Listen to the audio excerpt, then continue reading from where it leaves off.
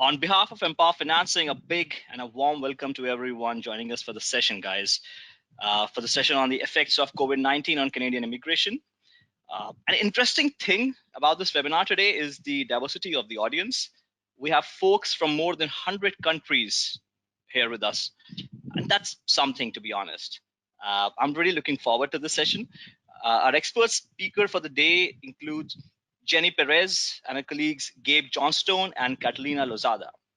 All three of them are experts on Canadian immigration, and Jenny is a certified immigration consultant.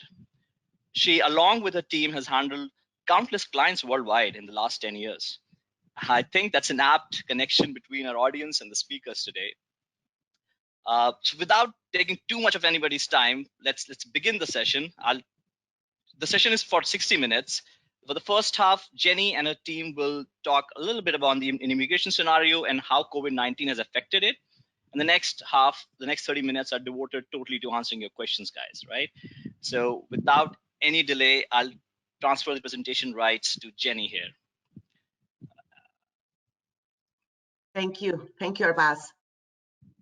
Can you hear me?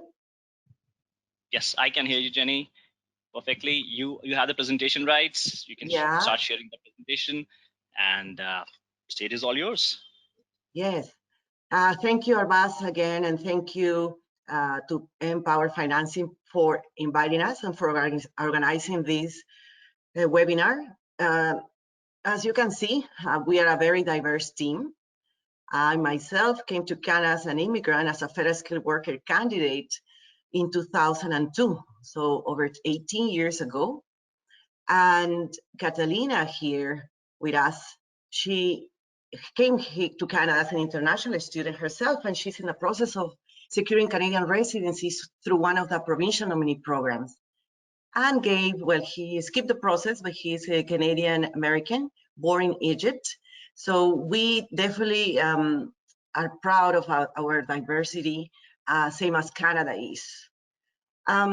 We have offices, as you may have read, maybe some of you have read, that we are located in the business center of Vancouver and also in the heart of Whistler. That is one of the top ski resorts in the world. As Var mentioned, we have already helped thousands of people from all over the world to make Canada their home. And our clients are everywhere.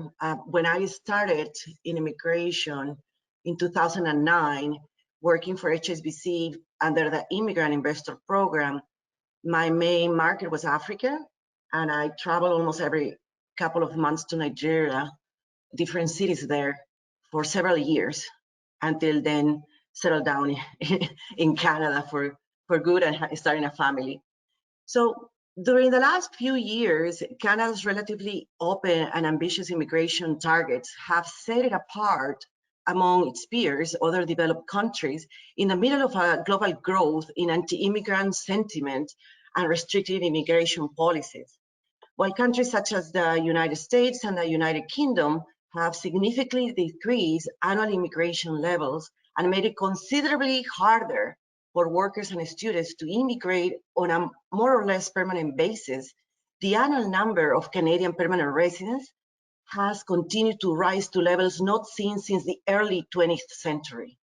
In our presentation today, we will attempt to give you the pertinent background and general outline of the current immigration system to help you narrow down your options to come to Canada. Gabe?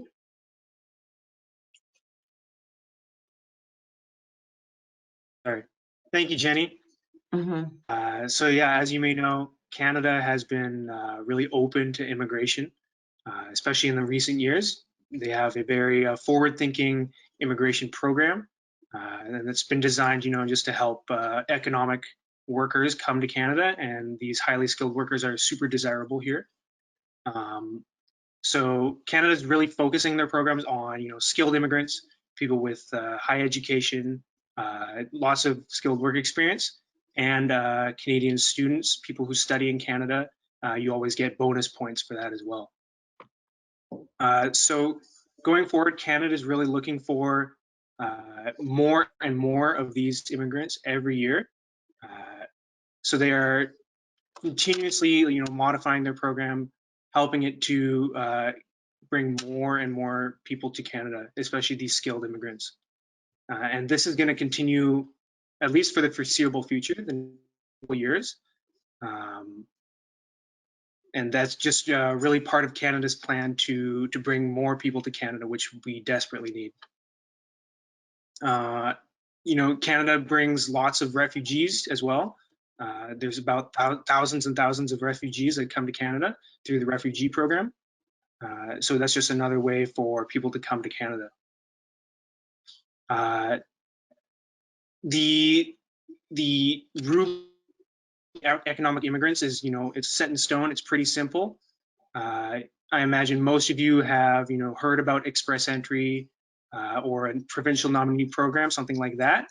And you understand the points that are involved, the pools that are involved. And we're gonna talk a little bit more about that today, just in case maybe you don't know, maybe you don't understand how to maximize your points, how to get as many points as you can in order to be successful coming to Canada.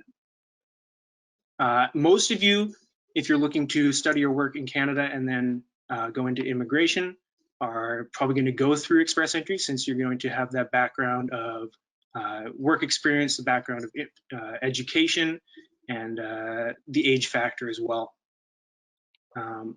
So like I was saying before, the rubric is set in stone. So you understand how many points you get for your age, for your education, for work. And it's really open and transparent. So this means like you understand what you're going to get for each category, and how you're going to be marked among your peers as well.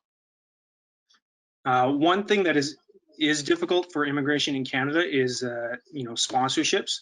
So whereas it's easy for you to sponsor a spouse or be sponsored by your husband or wife if they are Canadian, it is a lot harder than other countries to be sponsored, to sponsor your other family members, such as brothers and sisters. That's one thing that Canada is lacking right now, is the sponsorship of your family members other than your spouse. Even parents, there's only a certain number of people who can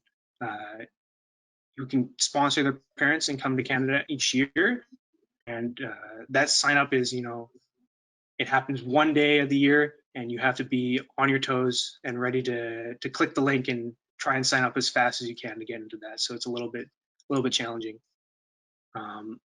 So the discrimination of the system, it doesn't really discriminate, based on anything else other than age. Age is the only factor that you can lose points based on something personal about you, where you get after 30, the lower points you'll get in express entry. So if you are 40 or above, you might not be competitive enough in express entry, and you'll have to maybe go through a PNP program or look for sponsorship, something else, some other pathway to help you get that permanent residency. So pretty much Canada is focused on environment because they want more years out of the taxpayers. They don't want the medical costs, since we have universal healthcare here in Canada. They don't want extra medical costs from immigrants that are maybe reaching older age, and they don't want to incur these extra costs just to have another permanent residence. So I guess that's one of their go-tos. Jenny? Mm-hmm.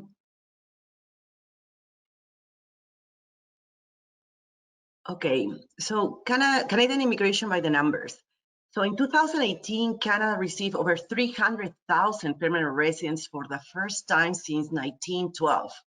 So it's a huge number, and thanks to also our current Liberal government.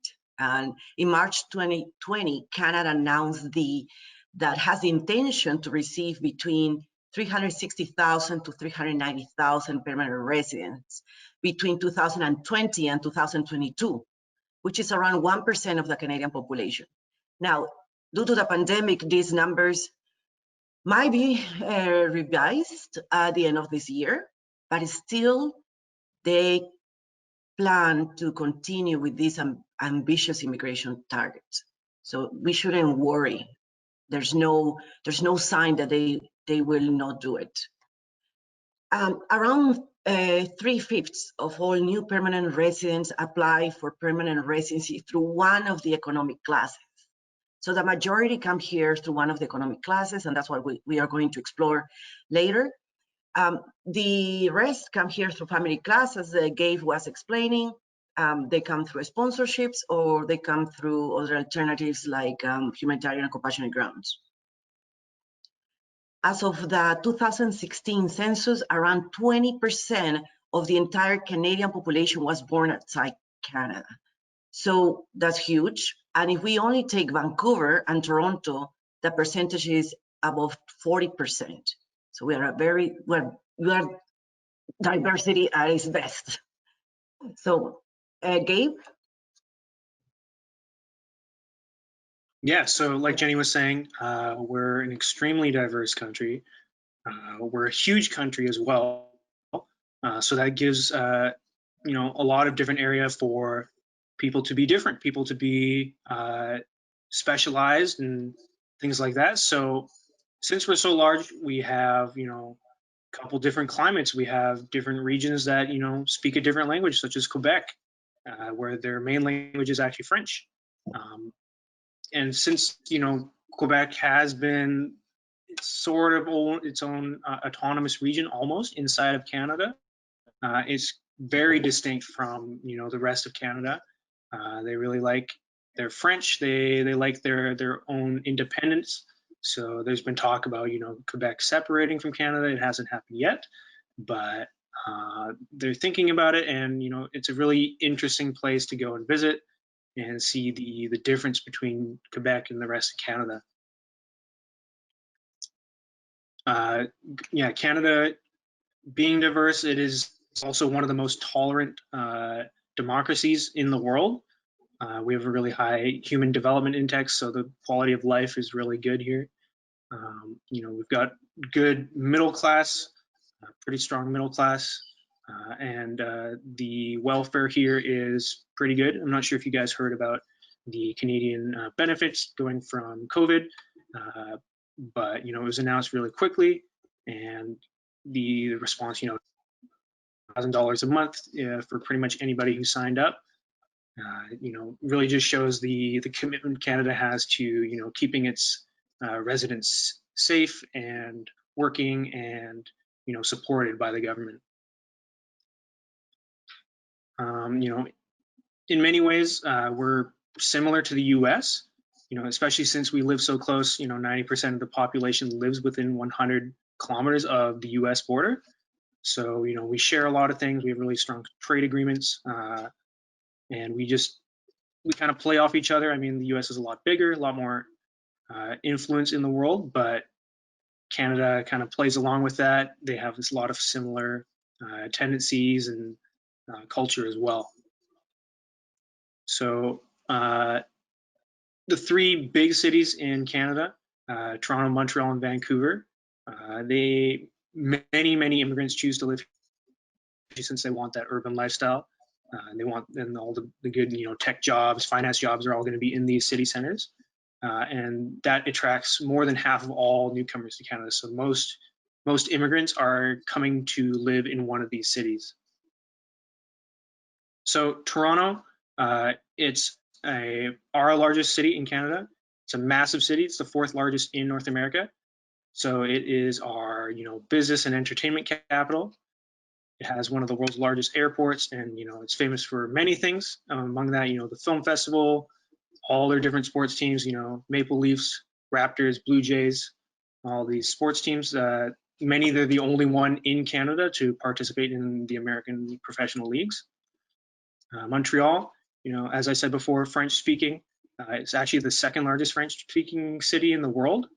It has, you know, a vibrant city life. Pretty cool, you know, culture difference there. Being French speaking, and it has a lot of amazing, you know, festivals and musics and food and all these all these different things, and it's actually now becoming one of the leading cities for artificial intelligence and video games. And finally, Vancouver, where we're based out of. If you've ever seen pictures, you know, the natural beauty of the city with the mountains going down to the ocean. So you have beaches and mountains all within, you know, 15 minutes of each other.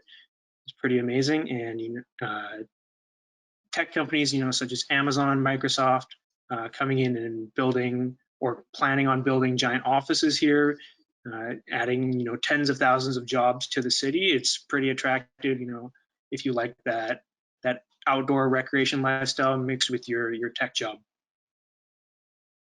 So yeah, both Vancouver and Toronto, they're called Hollywood North, if you've ever heard about that. So many movies, if they're not made in LA, they come up here to Canada for the tax breaks. So we trail pretty much only Los Angeles, New York, and London in terms of, you know, TV and film productions. So there's always, you know, celebrities around and maybe a backdrop of one of these cities you've seen in some of your favorite shows and movies. Thank you. Definitely be happy to discuss what it's like to live in different parts of Canada if you have a question about that. Thank you, Gabe. Gabe, can you hear me? Yes. Yes, okay. Just making sure. Thank you. We're gonna move to the immigration path. So we're gonna just give you an overview on the 3 ways to come to Canada. Economic immigration is the main one, as we just mentioned. Family sponsorship, well, probably that's not that pertinent to many of you that are abroad. And that applies basically to direct dependents as spouses, children, and there are very unique considerations to sponsor parents and grandparents with a lottery system, unfortunately, and then humanitarian grounds that we're not going to cover because it's a huge, it could take hours to talk about it. So in terms of the applying for permanent residency under the economic immigration programs, I'm sure you have heard about the express entry system, and because it's marketed all over the world. And you can, we can talk about the express entry system today, and also we're going to talk about the provincial nominee programs. So the federal government of Canada, that covers all the provinces of Canada except Quebec, is the one that has the express entry system. And that website that you have tried to figure out for a long time, I imagine, the one that is cic.gc.ca. And there are 3 ways to actually be in express entry, and that's what covers the first factor, which is the eligibility. So when you deal with the immigration system in Canada, it's not like it used to be years ago, and it's not like when you heard about it from friends or parents or anybody years ago. And that's what I want to emphasize. The immigration system is very dynamic. So whatever applied or worked for somebody else 6 years ago, or even 3 years ago, or even 2 years ago, doesn't necessarily apply now. In the federal system that was in place before 2015, there was only one factor, that was the eligibility factor. So there was all the applications were processed on a first come, first served basis. And in 2015, January 2015, the federal government implemented express entry to add a second factor, which is the score. So in this new system, the score is as important as the first factor of eligibility, because it's the score that is going to determine whether you have a chance to move forward for residency. In the current immigration system, nobody can apply for residency unless it's invited to apply by either the federal government in the express entry system or by one of the provincial nominee programs. So it's important to highlight that being an express entry really doesn't mean anything. If you manage to be an express entry, yeah, either as a federal skilled worker, as a Canadian experience class, or a federal skilled trade, which is a third path that we are not covering here for simplicity purposes. If you plan, or if you are already an express entry and you do not have a good score, you need to work towards enhancing your score so you can actually move forward. Once you join express entry, you are there with many other people in a database, in a pool, floating for 1 year, and you are removed from that pool if you are not invited, but you can re-enter later on if you wish, as long as you remain eligible under either the first skilled worker category or the Canadian Experience class. So the Canadian Experience class is for those fortunate ones that can secure a work permit in Canada, and then they can accumulate 1 year of any skilled work experience in Canada on payroll. Whereas the first skilled worker option works for most of the candidates that are outside Canada, like I was in Peru many years ago, and is based on education and significant skilled work experience abroad. Now, being a first skilled worker candidate, I'm sure there are many out there that are considering it. Doesn't mean anything again unless you enhance your score to a point that you are competitive, and then you can be invited to apply. And that is when it really becomes express. Once you have a good case, you are invited, you submit the application, within 6 months approximately, you and your family secure Canadian residency. That is why it's called express entry. Before 2015, when it was on a first come first served basis, the processing times could go from 1 year when I applied 20 years ago, and then increase to 5-6 years over time. So now it's only 6 months, but you need to have a good case. On the other hand, we have the provincial nominee programs, and most provinces in Canada have their own immigration offices that create paths or alternatives that are tailored to meet the needs of their own economies and the needs of the employers. Employers in the. Okay. So we do not have time. We spend hours to talk about every single provincial nominee program from Nova Scotia to British Columbia. Each of them have their own website, so I encourage you to explore their own website, because most of us just focus on the federal government website, the one that has express entry, and then not many go to explore what each province has to offer. Most of the provincial nominee programs, unfortunately, rely on you having an employer to support your application for permanent residency. Some provinces also offer the alternative to help you if you are determined to enroll in a particular study program that typically is science related and could be quite demanding.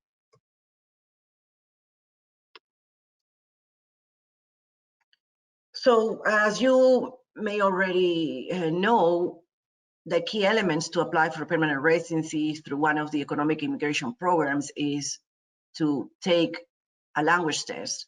Here we are only mentioning the 2 options for the English test, but also there are 2 options for French speaking candidates. So if you speak French and English, you are even in a much more advantageous position. And I cannot emphasize enough the need to improve your language skills to secure excellent marks. Even though Canada has these ambitious immigration targets, the reality is that the demand for Canada has also increased exponentially. There are people from all over the world that want to be here. And it's not only from Africa, Asia, South America. We have more clients coming from Australia, the UK, and the US, I mean, Germans, even Swedish. So everybody now understands and appreciates what Canada offers, especially during these unique times that we're living. We are seeing the true colors of many countries and governments, and then Canada has earned so much appreciation for what it offers. So we're going to become even more competitive to make it here. Not impossible, but definitely more competitive. Education is a very valued asset, of course, as you know. I mean, Canada has the luxury now that by incorporating the second factor, which is the score, filters that way the quality of the candidates and education, language proficiency, as well as Canadian and or foreign skill work experience are critical to have a good case. Other factors and that are pertinent more to the provincial nominee programs include salary, work location, and the type of skill level that you secure in the province. So yeah, Work in Canada definitely can assist you in applying for permanent immigration to Canada. Those that are lucky to be here and that are maybe listening to us, they are in a more advantageous position. Having said that, it's not Work in Canada doesn't guarantee that you will be able to transition to residency. So there are many considerations to take into account before counting on that. We decided to share with you some options because we know that there are over the demographics of the audience today, we heard is over 100 different countries.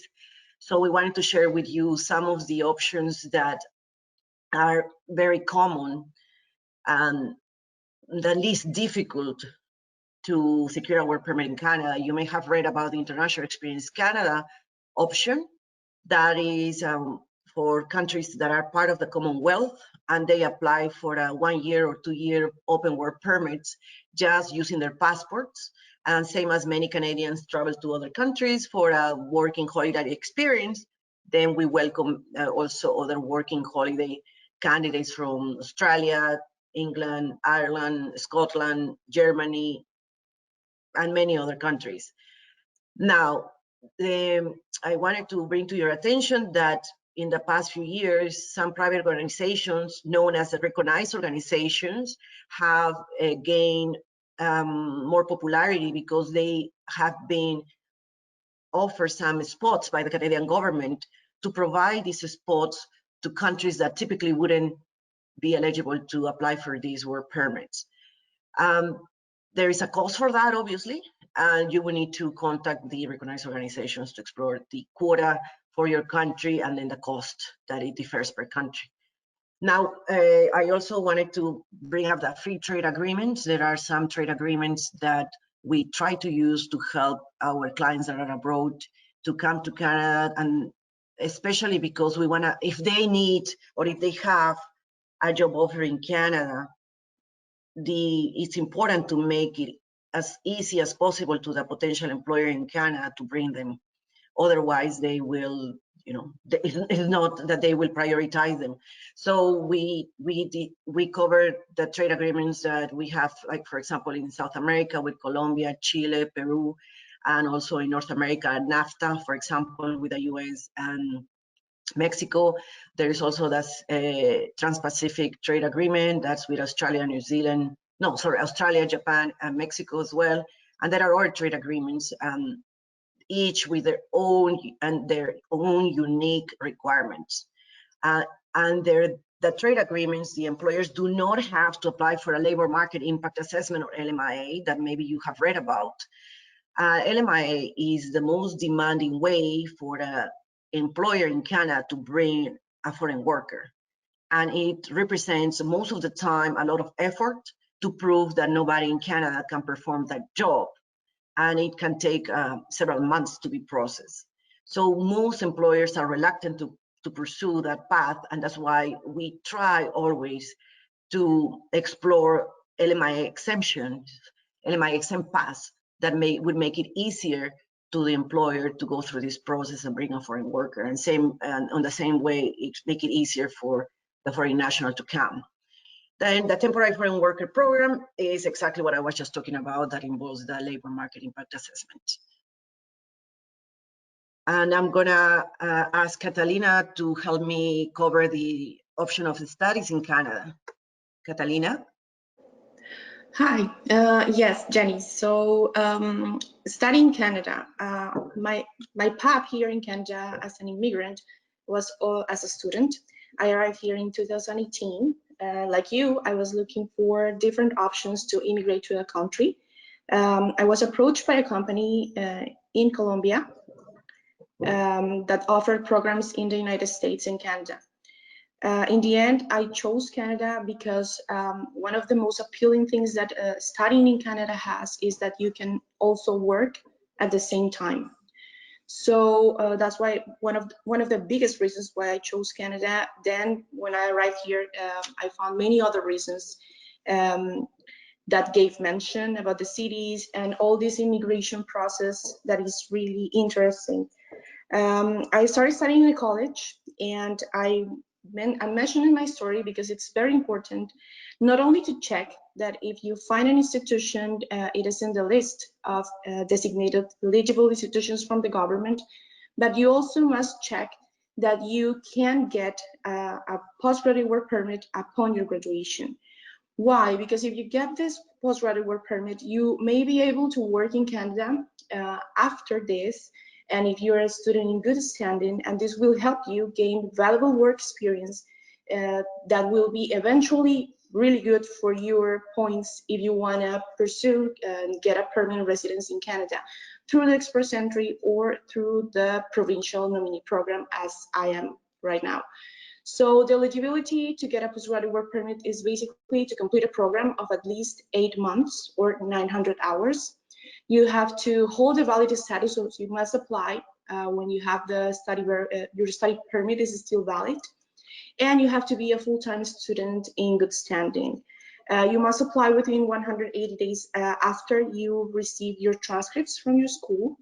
And the validity of this work permit will depend on the length of the program that you study. So if you study a program of 1 year, you will get a work permit of 1 year approximately. If you study a program of 2 years or more, you can apply to get an open work permit for a maximum of 3 years. Jenny? Yeah. Thank you, Catalina. Okay, so no worries, we're going to finish soon. So COVID-19 and Canadian immigration. So as you may have read, there are a lot of travel restrictions going on. And the horror stories that you read online are real, no fake news. People are struggling to come to Canada. Even so, unless you're a Canadian citizen or Canadian resident or hold a valid work permit or already a printed temporary resident permit, it's very difficult to come to Canada these days. So we have many clients that struggle to come back, and then we always encourage them to first check abroad the requirements to board a plane. It's not enough to read what does Canada require. You also need to check what your own country expects on the air, and what are the conditions at the airport to board a plane. Like we know that we've heard that airline companies are expected to cover the return flight if you are not allowed to enter into Canada. So they are doing the scrutiny is such because they don't want to incur any risk. They go on the conservative side. It's like, is there any risk this person is not going to make it? Then that person is not boarding the plane to Canada. Temporary residency applications, we can share with you, because that's what I think it's the most important thing. We are working every day. We have been very busy non-stop during these pandemic times. Temporary residency applications are still being processed, and invitations. So invitations to apply are being issued for Canadian Experience Class and Provincial nominee programs in Express Entry. Unfortunately, since mid-March 2020, due to the pandemic, the government decided to stop issuing invitations to fair skilled workers. This is the first time since Express Entry has been in place. That is January 2015 that the government has done this, because every 2-3 weeks the government would issue invitations to, in an equal way, to fair skilled workers candidates and Canadian Experience Class candidates. But the reality is that due to what we're going through, and most fair skilled workers being abroad, it didn't make sense to continue inviting them. That has represented huge and good news out of all that for Canadian Experience Class candidates, that most of them are still in Canada, and also for Canadian Experience Class candidates that didn't have great scores and they had to leave and they are applying from abroad. So it's been very busy. There have been delays for sure. Everybody's adjusting to the new way of doing business, of working from home, or working remotely, and the government included. A lot of people also contact us with questions like if we know this and that and that. And what we share with them is that the government is taking this on a week at a time. They don't even know yet, like everybody, what is gonna happen, but they are trying their best to address the matters in priority as their urgency. So we have inquiries, and I'm sure there are going to be questions and answers, and we're going to respond them to the best of our ability. But I also want to mention that the government is taking things 1 week at a time as well in these times. I will want to thank you for being here today. Thank you to MPOWER, and I think we pass now to the question and answer. And we will have the questions and answer. Well, thank you so much, Jenny and Gabe and Catalina, for this amazing presentation. We do have some questions here with us. So I think this one maybe Gabe could answer, or maybe one of you could answer. What is the best destination in Canada for anyone pursuing a career in health sector?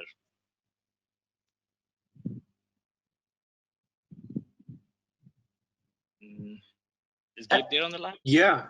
Yeah. I think I can take that one. Yeah. So yeah, I might be able to help. I might be able to help. Yeah. Yeah. Okay. So in the health sector, like professionals in the health sector face challenges because of being in the health sector. They need to deal with the professional needs, registration, licenses, not only in the country that you are trying to immigrate to, but also the province where you want to settle. So each province has their own rules. So we know the challenges, and what I can recommend is that there are some non-for-profit organizations at most of the provincial levels in Canada. For example, in British Columbia, we have Health Match BC that you can contact for registration and license requirements. So they themselves, if you are willing to pursue those steps, they will help you to do the match with employers, and they will help you to transition to residency themselves.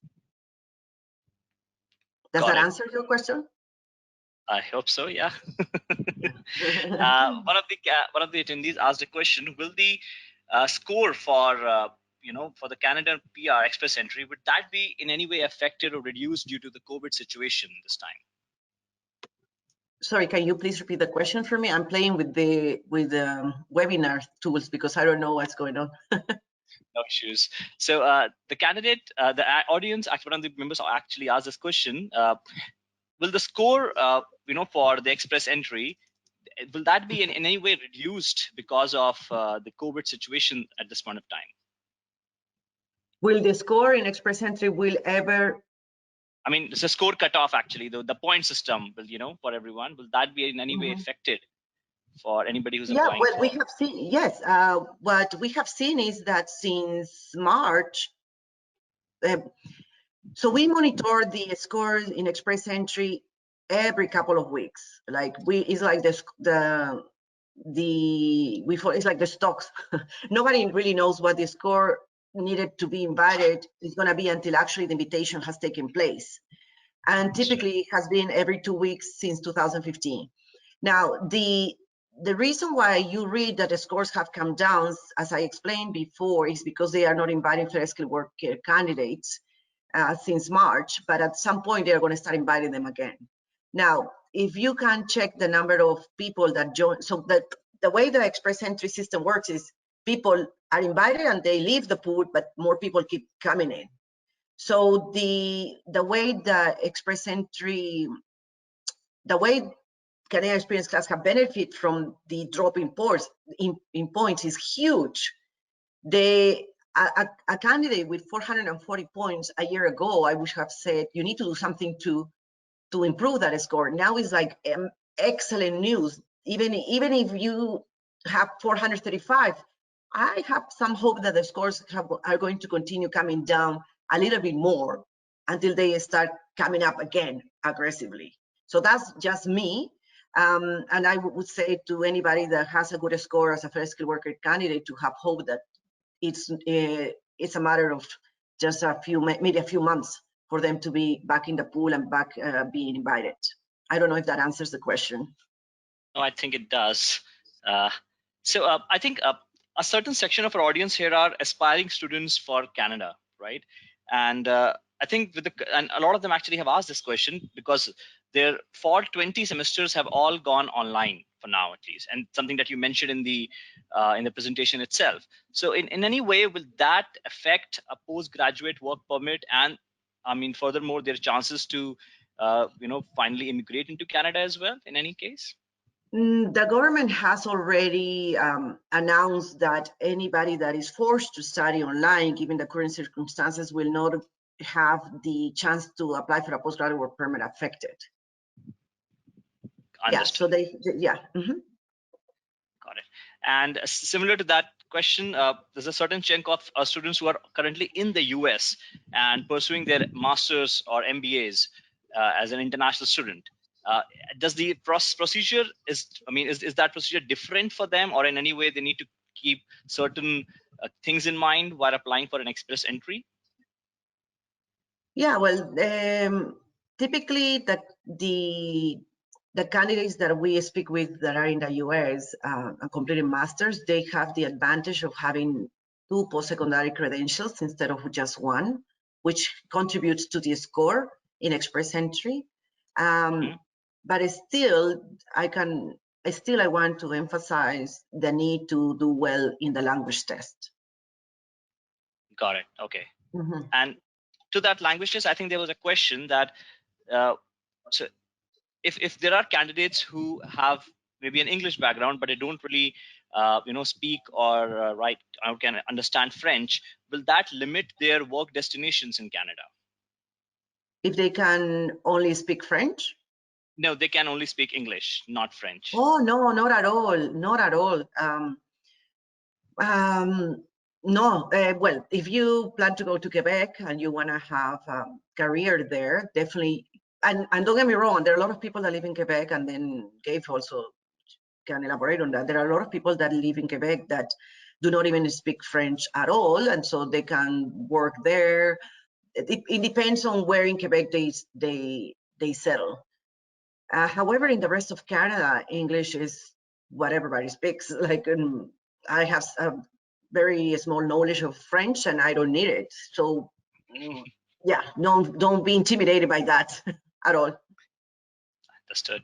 And so for us, like a lot of our audience members are aspiring international students or currently international students in Canada right now.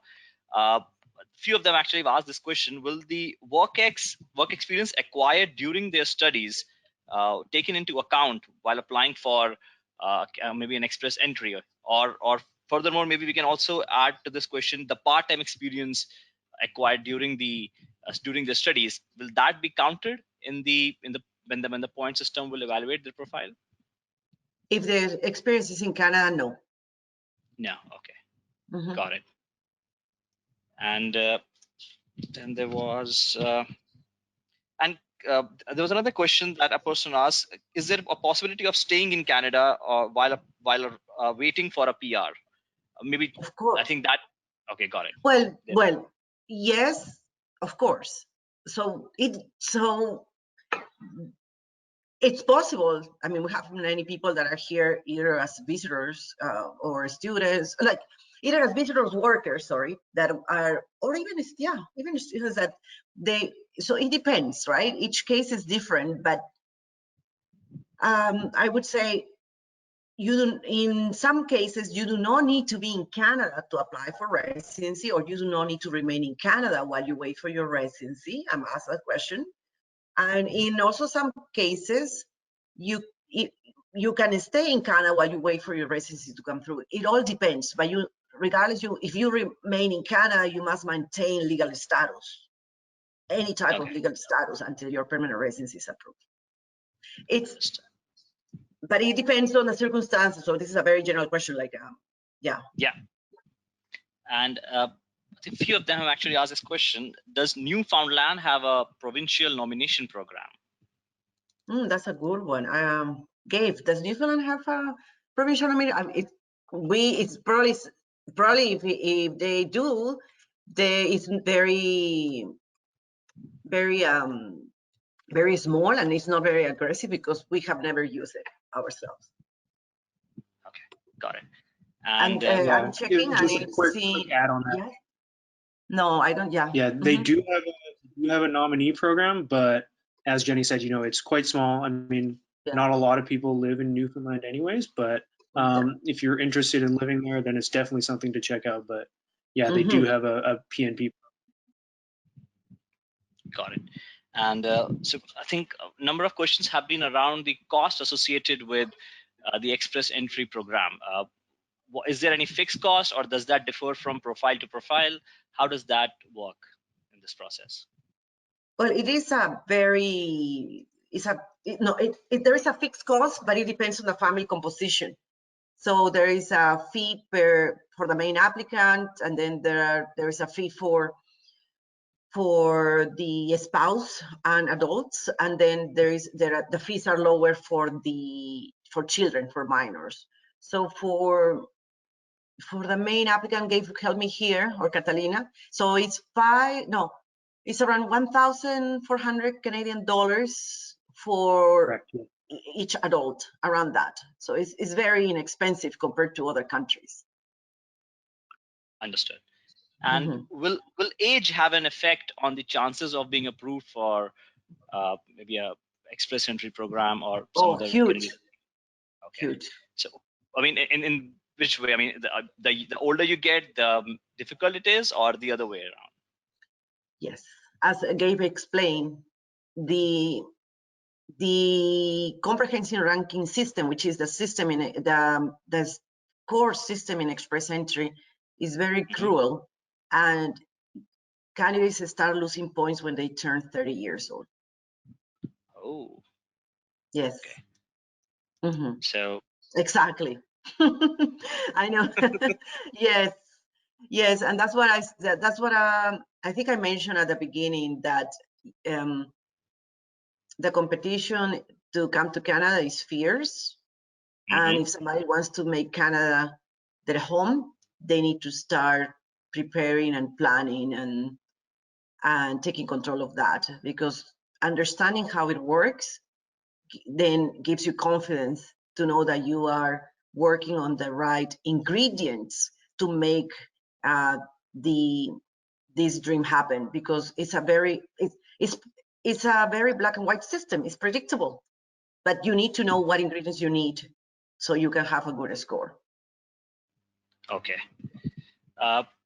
Another question that I think we saw was, if a student has completed their education from the US, their master's specifically, and now they might be working over there in the US as well on an OPT, will they need to take a language test, an English language test for the express entry program, since their graduate program was in English? Yes, everybody has to. Okay, got it. Understood. And even if they are from, like, as I don't know, maybe a citizen of the United States, even then? Yes. Yes. Got it. We have many, and then even if you are from the UK, from Australia, everybody needs to take the test. Okay.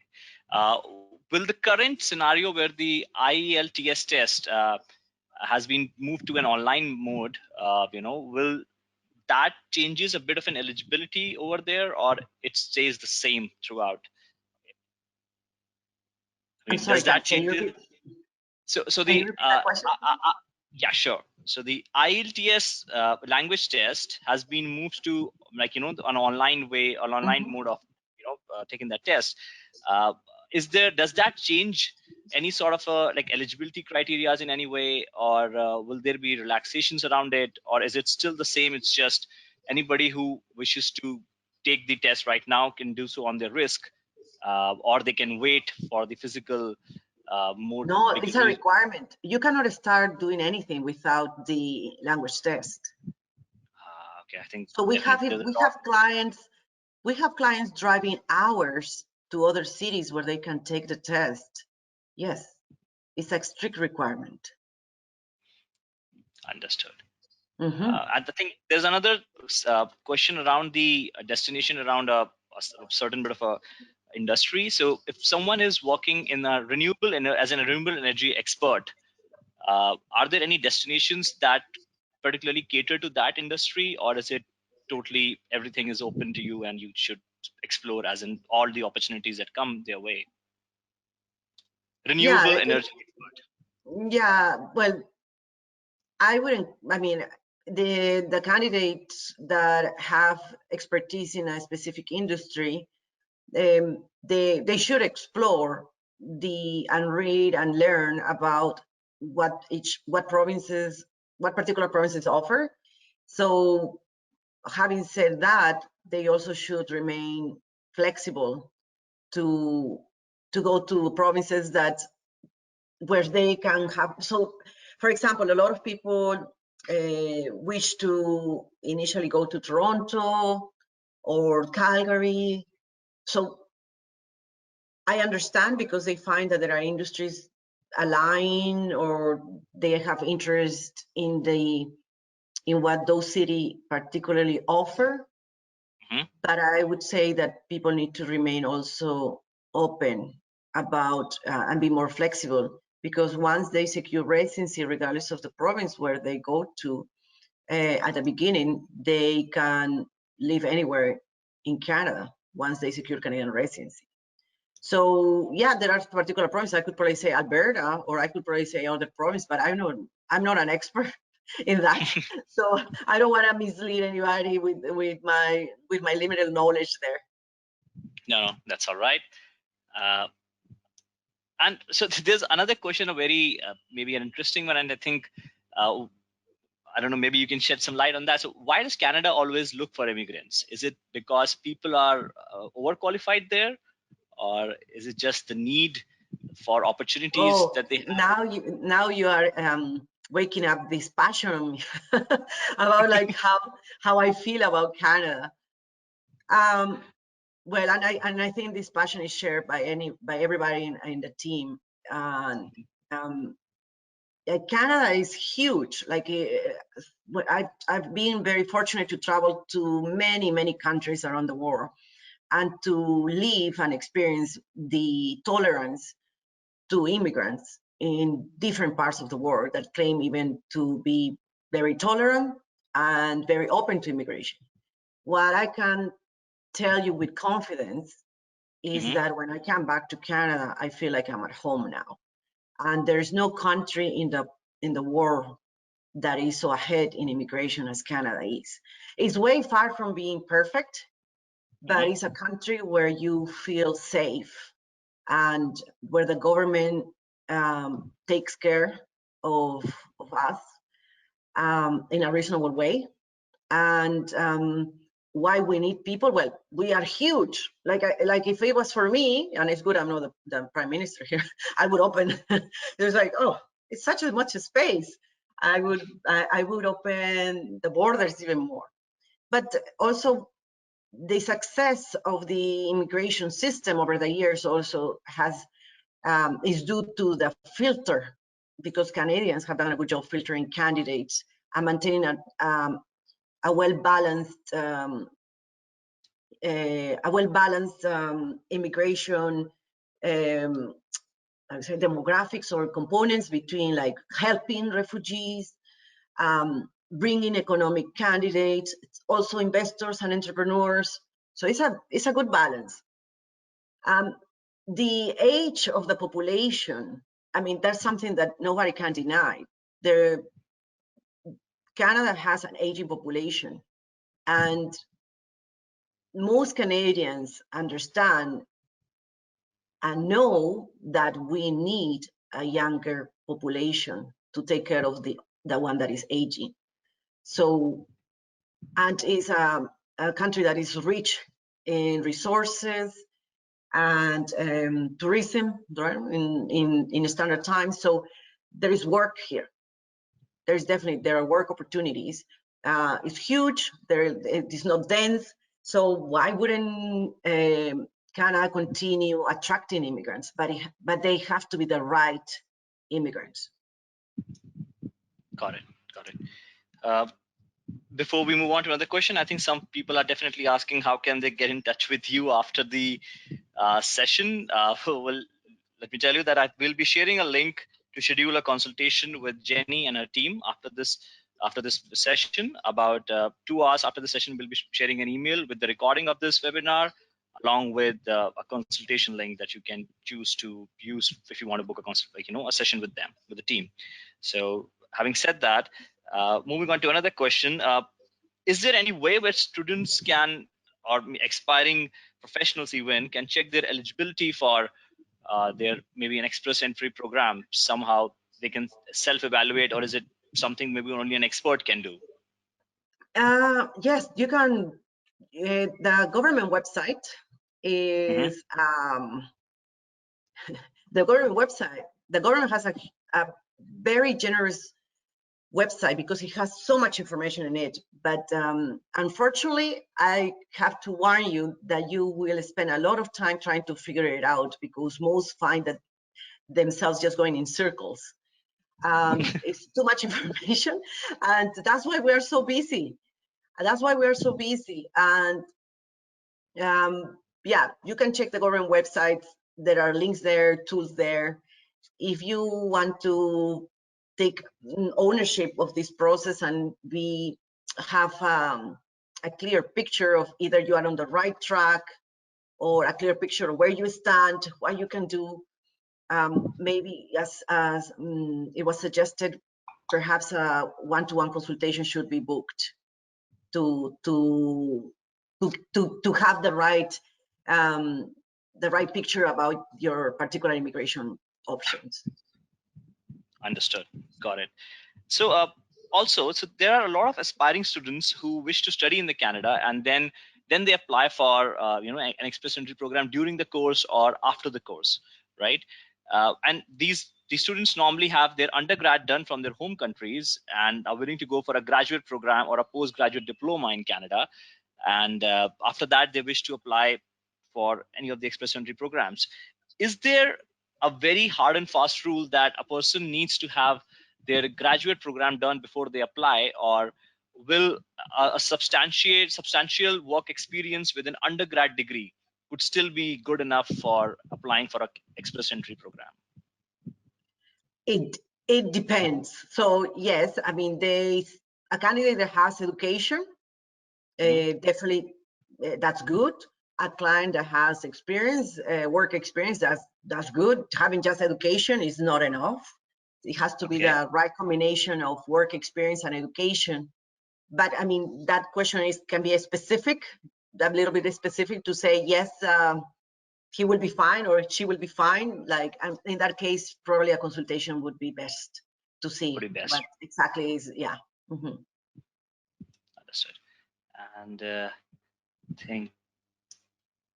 and it's, so I've definitely heard a lot of, and there are a lot of questions coming in for a finance background, because a lot of candidates from the finance background actually apply for the express entry program.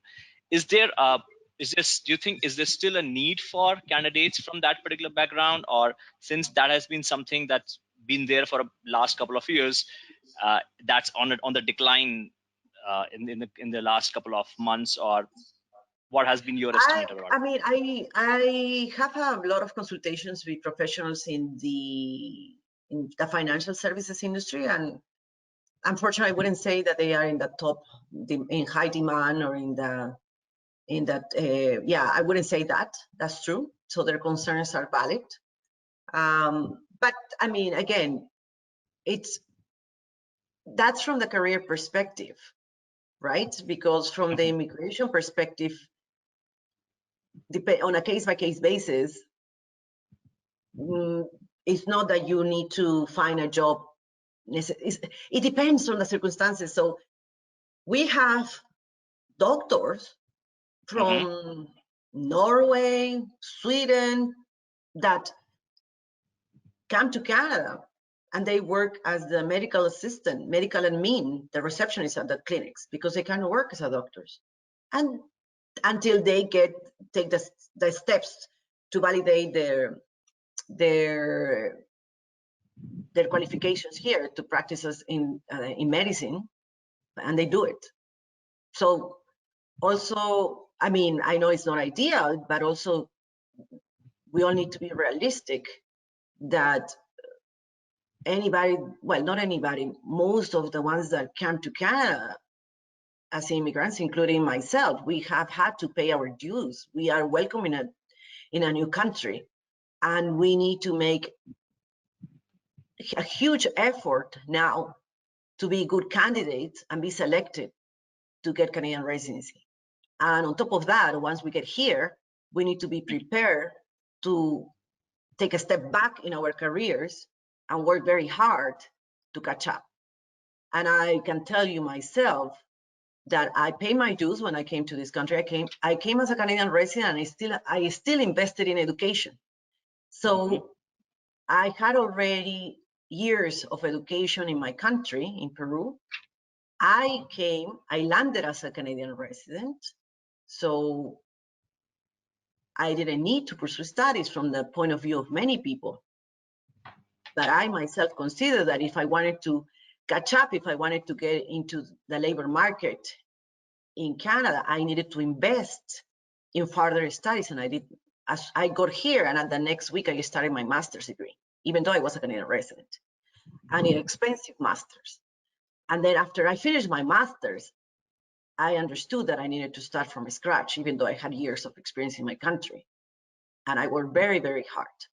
So to have the expectation that the transition is going to be smooth, that you're going to continue your career here, we need to be, I tell my clients, we all need to have realistic expectations. Long term, it will pay off, as it has for me and my family, but we also need to be realistic and understand what we're getting into. Coming to a new country that offers us peace, free healthcare, free education, doesn't come just like that, paying 1,400 Canadian dollars. No, there's way more behind that. Understood. Got it. So just before we end the session, Jenny, so there are three kinds of audiences that we have here. One are working professionals in their home countries, right, who wish to immigrate to like Canada.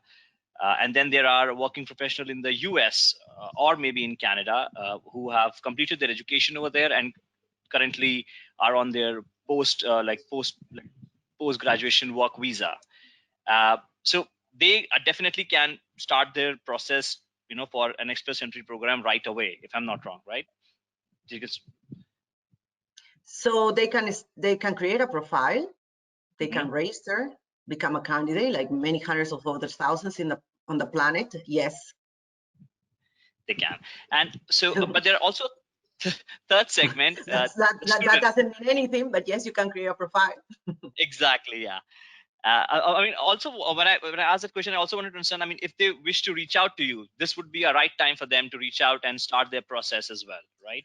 Yes, like if you have questions, like I mean, and it doesn't have to be with me, but if this is something really important for you, this is where I'm a bit puzzled sometimes, and especially dealing with so many people on a daily basis.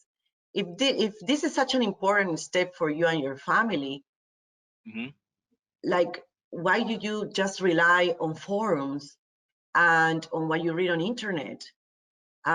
We hire professionals for less important steps, and sometimes, I mean, it's sad when I see people coming to me when it's too late.